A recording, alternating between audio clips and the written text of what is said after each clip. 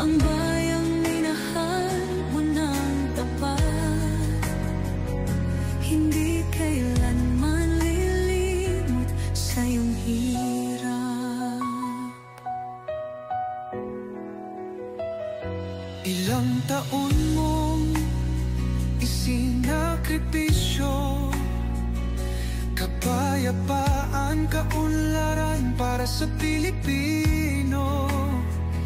Ngunit ngayon'y dinadala sa dayuhan, parang wala nang saysay ang paglaban.